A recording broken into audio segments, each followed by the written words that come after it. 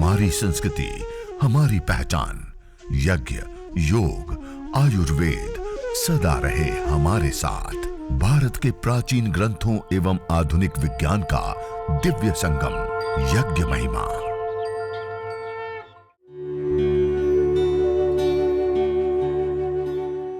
भारतीय संस्कृति में यज्ञ, योग एवं आयुर्वेद जैसी अमूल्य विद्याएं हैं, जिसका मूल है वेद। इतिहास की ओर दृष्टि डालें तो भगवान राम, भगवान कृष्ण से लेकर राजा महाराजाओं, ग्रामवासियों व अरण्यवासी ऋषियों की कुटियों तक नित्य व नैमित्तिक यज्ञों का प्रचलन देखने को मिलता है।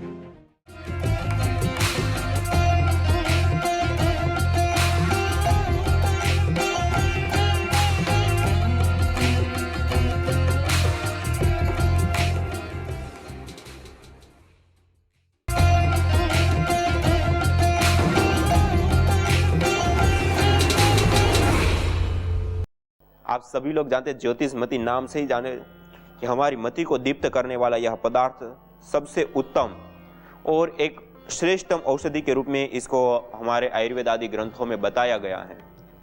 ये ज्योतिषमती विशेष रूप से जो मस्तिष्क से संबंधित रोग हैं, उन रोगों को दूर करने के लिए लाभकारी होती हैं। और ज्योतिषमती का तेल भी यदि हम दूध के साथ 1 या 2 बूंद की मात्रा में यदि लेते हैं तो भी बहुत ज़्यादा उपयोगी होता है। इसी प्रकार जब हम यज्ञ करते हैं तो यज्ञ के लिए जो घृत का हम प्रयोग करते हैं, इस घृत में भी कुछ बूंदे मालकांगनी के तेल की मिला करके भी प्रयोग ले सकते हैं। और वैसे इसके जो बीज होते हैं, उन बीजों को हम सामग्री के अंदर मिला देते हैं और उन बीजों का प्रयोग लेने से भी वही हमें लाभ प्राप्त होता है। तो यह ज्योतिषमती हर प्रकार के मस्तिष्क रोगों को दूर करने के लिए और मति को दीप्त करने के लिए, स्मृति शक्ति को बढ़ाने के लिए विशेष करके लाभकारी होता है। सिर दर्द से लेकर अलग प्रकार के रोगों को भी ठीक करने में बहुत ही उपयुक्त होते हैं यह ज्योतिषमती। इसी प्रकार से यह दूसरा सबसे प्रसिद्ध मस्तिष्क रोगों के लिए है शंखपुष्पी। यह शंखपुष्पी भी विशेष करके मस्तिष्कीय रोगों में बहुत ही ज़्यादा लाभकारी, हितकारी, उपयोगी होता है। और शंखपुष्पी के बाद है ब्राह्मी। ये भी आप सभी लोगों ने ब्राह्मी, शंखपुष्पी, ज्योतिषमती, ये प्रधान मस्तिष्क रोगों के लिए या बुद्धि की जो इच्छा रखते हैं उनके लिए प्रधान ये द्रव्यों के रूप में ये देखा गया है, जाना गया है आयुर्वेद आदि ग्रंथों में। यह है ब्राह्मी। एक बेल होती है, इतने गोल गोल छोटे छोटे पत्ते होते हैं और उसको छांव में सुखा करके हम रख लेते हैं, इसको कहते हैं ब्राह्मी। और ब्राह्मी के बाद अश्वगंधा। ये अश्वगंधा भी पोषक द्रव्यों के अंदर सबसे बड़ा, जैसे शरीर का पोषण भी इस अश्वगंधा से बहुत उत्तम रीति से होता है। अश्वगंधा की जड़ का हम प्रयोग लेते हैं, प्रयोग करते हैं विशेषतया, मुख्यतया तो ये अश्वगंधा है। अश्वगंधा बहुत ही ज़्यादा पुष्टिकारक भी होता है, जैसे शरीर की पुष्टि करता है, ऐसे मेधा की पुष्टि के लिए भी यह अश्वगंधा बहुत ही ज़्यादा लाभकारी होता है। अश्वगंधा के बाद है यह हमारे पास हरताल। हरताल यह एक शिला होती है और उसके छोटे छोटे कंकड़ पत्थर होते हैं और इसकी जो धुनी होती है वो बहुत ज़्यादा हो जाए। वैसे इसको पाउडर के रूप में कन्वर्ट करके और इसको हवन सामग्री के अंदर मिला दिया जाता है। और वैसे भी इसका धुनी के लिए जब प्रयोग किया जाता है तो बहुत ज़्यादा। और ये हरताल का प्रयोग अन्य भी जो अस्थमा, दमा आदि रोग होते हैं उसमें भी बहुत ज़्यादा उपयोगी होता है। और हरताल के बाद है अगर। यह हमारे पास अगर रखा हुआ है। अगर भी एक महत्वपूर्ण औषधि आज वर्तमान में जो हम अगरबत्ती के नाम से जानते हैं। अगरबत्ती, अगर से बनी हुई बत्ती को अगरबत्ती बोलते हैं। और ये एक विशेष लकड़ी होती है, वो तेलीय लकड़ी इसको कहते हैं।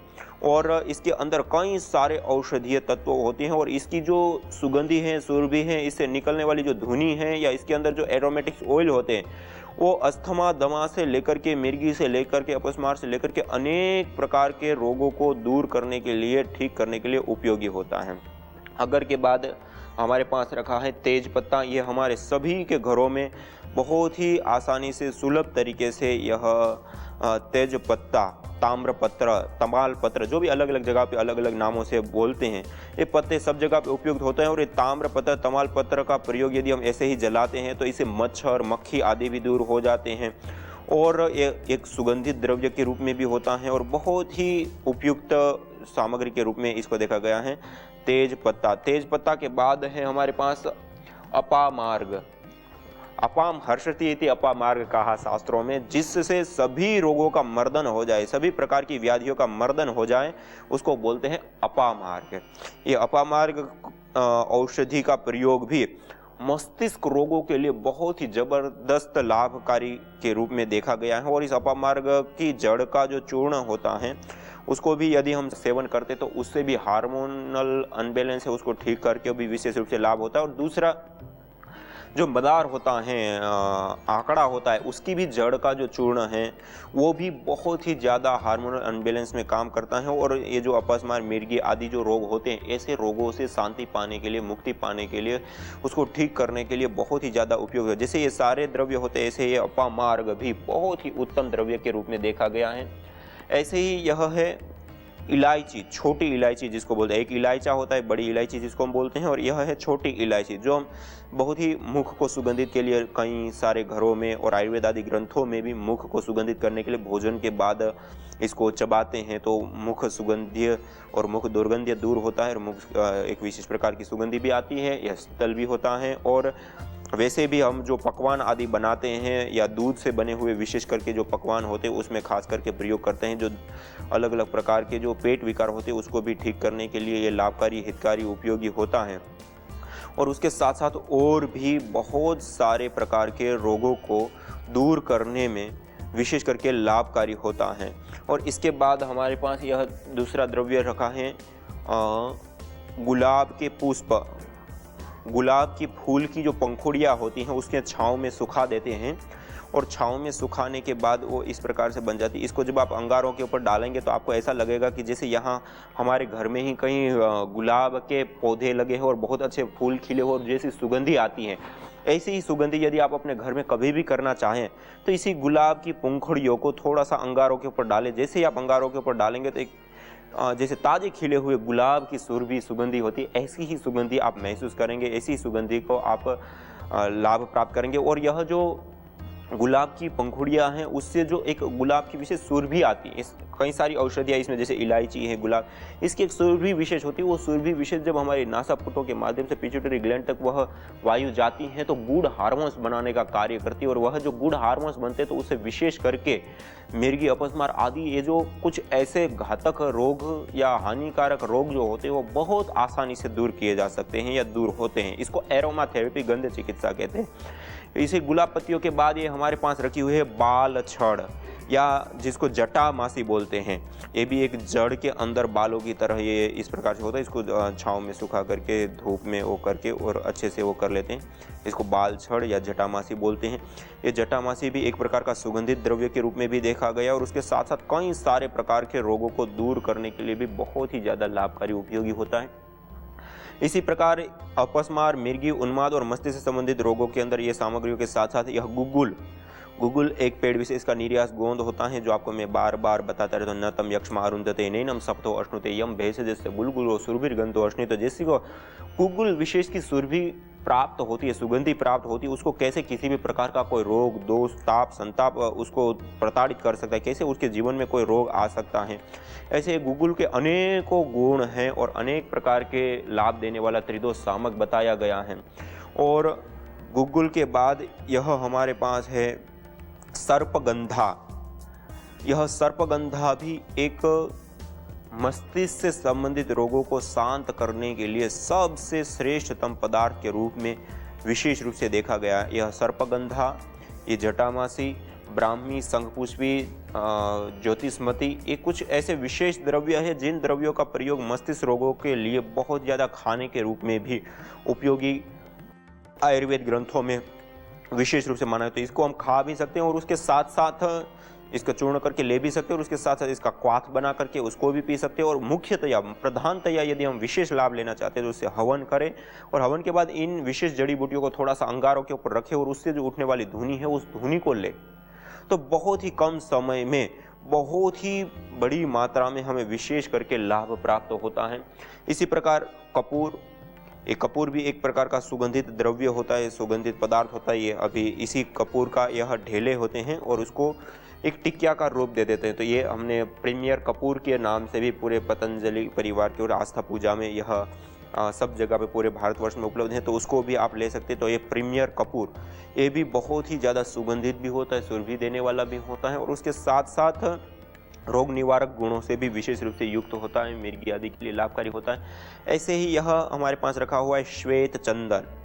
ये श्वेत चंदन विशेष करके यज्ञ में संविधा के रूप में भी प्रयोग होने वाले द्रव्यों के अंदर श्वेत चंदन, लाल चंदन आदि अलग अलग चंदन होते हैं, तो उसका हम संविधा के रूप में भी प्रयोग ले सकते हैं। और ये श्वेत चंदन जो होता है वह बहुत ही ज़्यादा सुगंधित सुरभि वाला, ये ऐसे ही यहाँ थाली में रखा है और इतना इतना नज़दीक लेते इतनी सुरभि आती है इसमें से कि आप अपने घर में स्वयं करके आप प्रयोग करके आप इसका लाभ उठा सकते हैं। इसको संविधा के रूप में भी प्रयोग लेते हैं और हवन सामग्री में भी मिलाते हैं उससे भी। और दूसरा, जब आप अपने घर को पूरा महक से युक्त करना चाहते हैं तो आप इस चंदन की इतनी छोटी सी लकड़ी को आप अंगारों के ऊपर रख दीजिए। जैसे आप अंगारों पर जो धुनी उठेगी ऐसी धुनी की सुगंध आएगी कि लगेगा कि कहीं हमारे घर में ही चंदन का पेड़ लगा हो और उसकी सुरभि आ रही हो। इतनी सुरभि सुगंधी से युक्त होता है। और ये जब इसके अंदर विशेष प्रकार के कंपोनेंट्स होते हैं और उस कंपोनेंट्स को वो एरोमेटिक ऑयल्स मानी उड़नशील जो तेल होते हैं वो वायुभूत कर देते हैं, तो इसको सोमनस्यकारी कहा गया है। इसमें जो विशेष करके द्रव्य पाए जाते हैं वह द्रव्य सोमनस्यकारी होते हैं, मन को आह्लादित करने वाले, मन को शांत करने वाले होते हैं। ये विशेष द्रव्य हार्मोन्स के माध्यम से भी हमारी चिकित्सा करने में बहुत ही ज़्यादा लाभकारी उपयोगी होता है। और ये तो आप सभी लोग जानते हो, बहुत सारे घरों में इसका प्रयोग तो विशेष रूप से किया ही जाता है। इसको बोलते हैं पिपली, छोटी पिपली जिसको बोलते हैं। ये पिपली बहुत ही ज़्यादा आप सब लोग जानते हैं तिक्त कटु पदार्थ के अंदर आयुर्वेद में अर्थात कटु अर्थात तीखे जो पदार्थ कहे जाते हैं उसके अंदर आते जैसे काली मिर्च। ऐसे ही यह पिपली का भी अपना एक विशेष गुण होता है। काली मिर्च, पिपली और सौंठ जिसको हम अदरक बोलते हैं उसको सुखा करके उसका पाउडर, इसको त्रिकटु बोलते हैं। 3 कटु रस अर्थात 3 तीखे रसों का जो सम्मिश्रण है वो अनेक प्रकार के कफज रोगों की शांति के लिए और अनेक प्रकार के अलग अलग रोगों की निवृत्ति के लिए बहुत ही ज़्यादा उपयोगी होता है। तो यह पिपली, और पिपली के बाद है यह तालिस पत्र। यह तालिस पत्र भी मस्तिष्क से संबंधित रोगों के लिए बहुत ही ज़्यादा लाभकारी, उपयुक्त, उपयोगी और विशेष करके पहाड़ी क्षेत्रों में इसके पेड़ पाए जाते हैं तालिस पत्र के। और यह इसकी भी इतनी दूर है तब भी इसकी एक विशेष सुरभि आ रही है, एक सुगंधी आती है इस द्रव्य के अंदर। तो ये तालिस पत्र भी इसी प्रकार से यह मेरे पास रखा हुआ है वच। इसको गुड़वच भी बोलते हैं, घुड़वच भी बोलते हैं, जो अलग अलग भाषाओं में अलग अलग जगहों पे ये जड़ होती हैं, एक प्रकार की जड़ के अंदर ये होती हैं। और यह वच विशेष करके भूतोन्माद आदि जो कहे जाते हैं या अपस्मार, मिर्गी से लेकर के जो मस्तिष्क से संबंधित हर रोग के लिए रामबाण औषधि के रूप में इसको बताया गया है। और विशेष करके आयुर्वेद ग्रंथों में हम देखें तो इस वच की धुनी बैक्टीरिया आदि को, हमने भी यहाँ जब पतंजलि योगपीठ में अलग अलग अनुसंधान जो हम यज्ञ को लेकर के कर रहे हैं उसमें इस वच की धुनी का जब हमने प्रयोग किया तो इसकी धुनी जो है सभी प्रकार के जो हानिकारक बैक्टीरिया होते हैं उनको नष्ट करने का कार्य वो बहुत ही भली प्रकार से करती है। और उसके साथ साथ इसकी एक बहुत ही अच्छी एक सुरभि, एक सुगंधी आती हैं और उस वायुमंडल में रहने से अनेकों प्रकार के स्वास्थ्य लाभ और मुख्यतया जो हमारे हार्मोन्स का अनबैलेंस है या गुड हार्मोन्स का कम बनना और बैड हार्मोन्स का ज़्यादा बनना, स्ट्रेस, तनाव, चिड़चिड़ापन, डिप्रेशन, उसको दूर करने के लिए इसकी सुरभि बहुत बहुत ज़्यादा लाभकारी, हितकारी, उपयोगी होती हैं वच। और यह हमारे पास पुष्कर मूल जिसको कहते हैं, पोहकर मूल बोलते हैं। और एक शब्द अलग औषधि के रूप में बोला जाता है कूठ।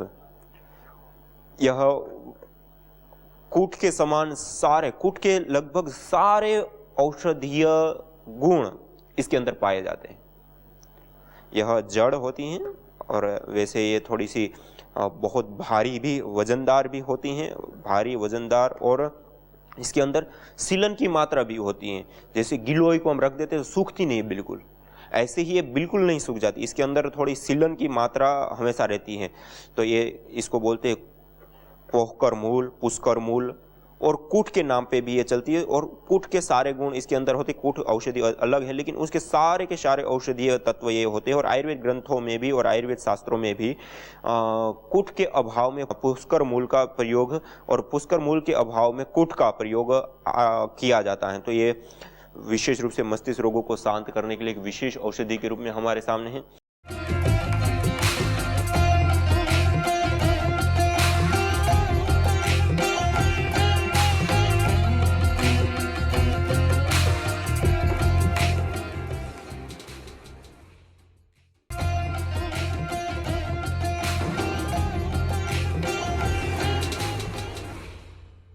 श्वासामृत।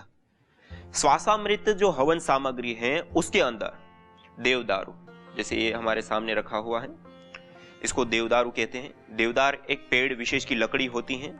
इसके अंदर विशेष ऑयल्स भी पाया जाता है, तेल पाया जाता है।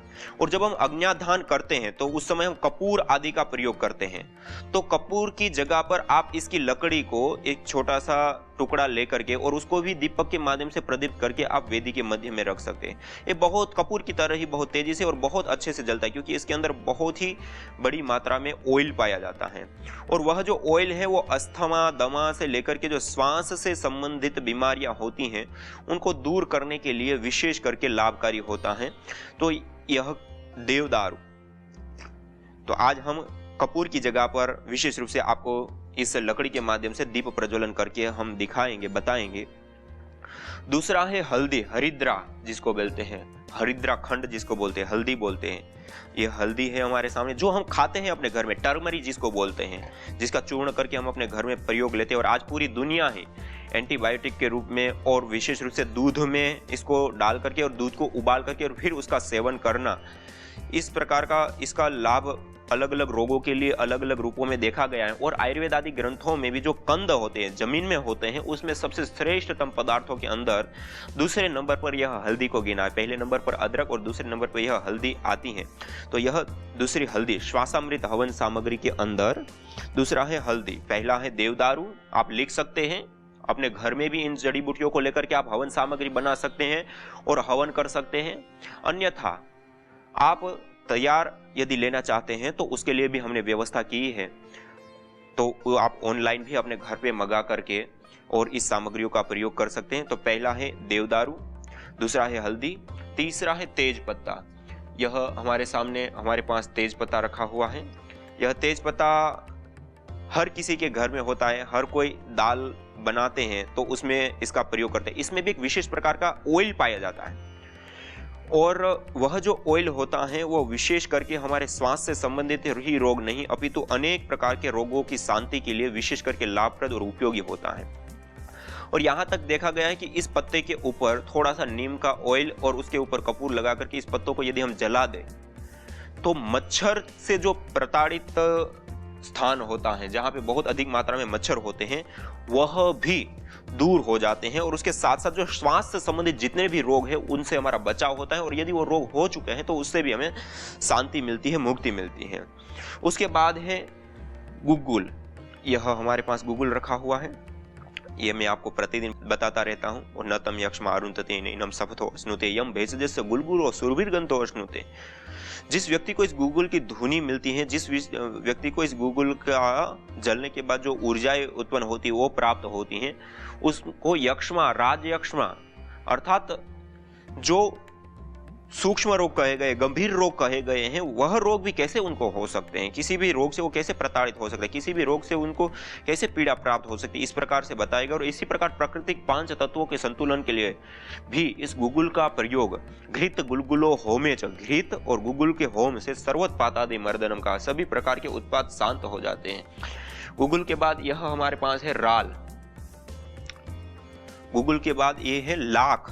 एक है हमारे पास राल, यह है लाख। ये लाख एक कीड़ा विशेष होता है और वह पेड़ एक विशेष होता है, उसके माध्यम से यह उत्पन्न होता है। और ये कई सारे चीजों में यह प्रयोग में आता है, कुछ चीजों को चिपकाने आदि के रूप में भी इस लाख का प्रयोग लेते हैं। और विशेष करके आयुर्वेद आदि ग्रंथों में भी लाख के अनेक गुण बताए गए हैं, उसमें से कीटाणु रोधक, बैक्टीरिया आदि को नाश करने के लिए भी और जो वायु प्रदूषण है उस वायु प्रदूषण से भी बचने के लिए जो हमारे प्राचीन ग्रंथों में सुश्रुत संहिता में विशेष रूप से राल, लाख, गुगुल, वच, जैसे हमारे सामने वच रखी, घुड़वच रखी हुई है पहली ही, तो ये घुड़वच आदि आदि, फूल प्रियंगु आदि कई सारे ऐसे द्रव्य हैं जिनके मिश्रण से, वो भी मैं आपको लिखाऊंगा, उसको अंगारों के ऊपर डाल करके जो धुनी उठती है उस धुनी को वायुमंडल के अंदर प्रसरित करने से वायुमंडल के अंदर जो विषाक्त गैसों का बढ़ना या प्रदूषित होना जो होता है वह भी शांत हो जाता है, ठीक हो जाता है। इस प्रकार का भी गुण, तो यह है हमारे पास लाख। इसी प्रकार से यह राल है। राल साल एक पेड़ कहा जाता है, विशेष करके छत्तीसगढ़ आदि या उड़ीसा आदि में विशेष रूप से इसके पेड़ पाए जाते हैं। उसका यह गोंद होता है, साल पेड़ के गोंद को राल बोलते हैं। और इस राल की धुनी से बच्चों के रोगों को दूर करने से लेकर के वायु को शुद्ध करने से लेकर के अनेक प्रकार के श्वास संबंधी रोगों को दूर करने में विशेष करके ये लाभकारी होता है। और उसके बाद ये हमारे पास रखा हुआ है खस। आप सभी लोग खस का शरबत पीते हैं, ये शीतल होता है, ठंडा होता है। और इस खस की धुनी से या खस के जलने पर जो गैसें उत्पन्न होती है, इसका भी एक विशेष ऑयल बनाया जाता है, वह भी विशेष अलग अलग रोगों के लिए उपयुक्त होता है। तो ये जो खस है उसका प्रयोग भी विशेष रूप से इस श्वासामृत हवन सामग्री के अंदर हमने किया है। अर्थात यह जो मेरे सामने 2, 2, 4, 2, 6 और 7, इन 7 जड़ी बूटियों को मिला करके हमने एक श्वासामृत हवन सामग्री का निर्माण किया है, जो विशेष रूप से अस्थमा, श्वास का फूलना, हिचकी, सर्दी, नजला, एलर्जी आदि जो रोग हैं उन रोगों को दूर करने में बहुत विशेष रूप से सहायक होते हैं या विशेष रूप से लाभप्रद होते हैं, उन रोगों को शांत करने के लिए या उन रोगों को दूर करने के लिए। तो ये श्वासामृत हवन सामग्री का थोड़ा मैंने परिचय कराया। आप अपने घर में भी इसको बना सकते हैं। और यह हवन सामग्री के अंदर देवदारू, हल्दी, तेजपत्ता, गुग्गुल, लाख, एरंड के जड़ भी हम इसमें ले सकते हैं, राल, खस, इनसे निर्मित यह श्वासामृत हवन सामग्री का निर्माण हुआ।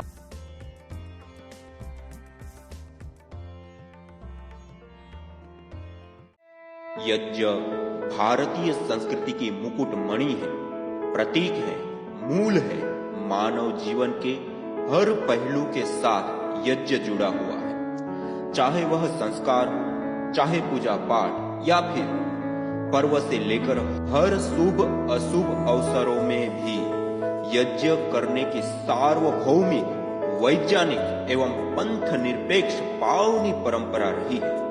आइए हम संकल्प लें, संसार के श्रेष्ठतम कर्म यज्ञ को अपनाएं। पिंड और ब्रह्मांड में संतुलन कायम करने वाले यज्ञ को अपने जीवन का अभिन्न अंग बनाएं एवं प्रकृति मां के प्रति अपने ऋणों को अदा करें। विश्व स्वास्थ्य का एक नारा, यज्ञ से होगा जग उजियारा।